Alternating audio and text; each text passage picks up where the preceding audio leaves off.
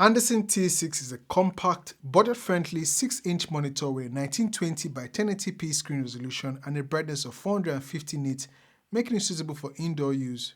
It supports an input and loop out of 4K 60p via HDMI and features essential video assist tools. Besides standard powering option, it also allows one to power it via a USB-C input. The T6 comes with a detachable sun hood that takes about 3 seconds to install.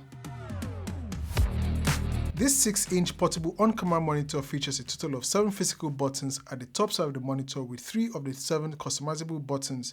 To power up the monitor, you need to press and hold the power button for up to 3 seconds, and the operating system takes about 8 seconds to boot up, and an additional 3 seconds display and HDMI video feed. Navigating through the menu is done by using the up-down arrows and exit buttons found at the top of the monitor. As earlier mentioned, you can assign specific settings to the 3 function buttons at the top of this monitor. The 2 HDMI ports found on the left side support HDMI 2.0 up to 4K 60p, and just below the HDMI port is the 12V DC input. At the bottom is an 8V DC out, a quarter thread port, and a 3.5mm stereo headphone jack to monitor audio, and a Type-C volt input port.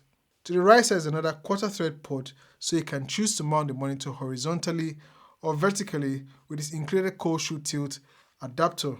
There's also grill holes which help in keeping the T6 cool. The main menu of this monitor is displayed on the left side of the screen with 5 subcategories. Apart from the histogram, Vectorscope, RGB and waveform, the T6 is able to display a set of 3D LUTs.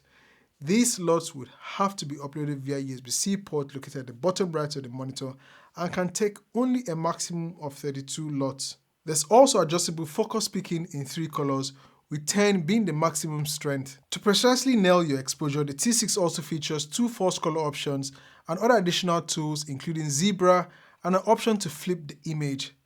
So I'm just going to quickly flip the image so you can see there's a vector scope, other scopes here at the bottom, and I can flip the image upside down if I was filming or using this monitor in a different mode, and I'll flip it back.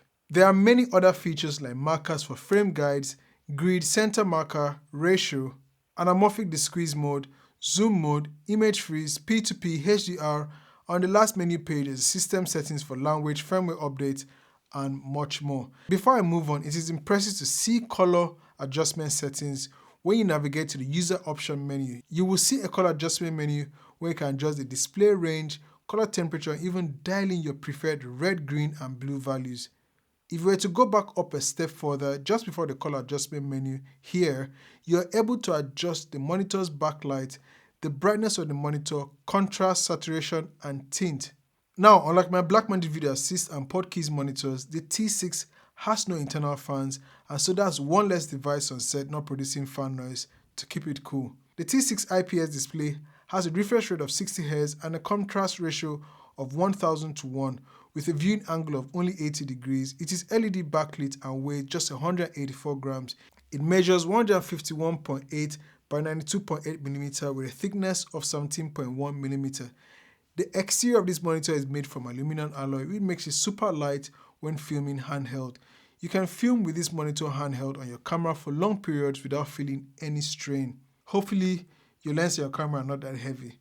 Another highlight for me is the detachable sun hood, as it can be set up quickly since it can be opened and closed in just a few seconds without taking up any extra space when folded. Although DC and NPF battery powering is a standard for compact, portable, or on-camera monitors, this one stands out as you can also power the T6 via the USB-C port.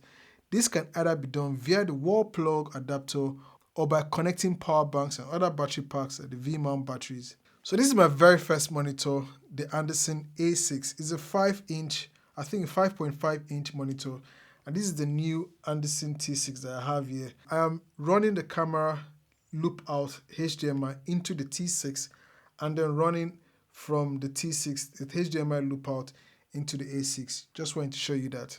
I like this monitor a lot as it is the biggest in terms of screen size and very light in terms of its weight amongst the monitors I have.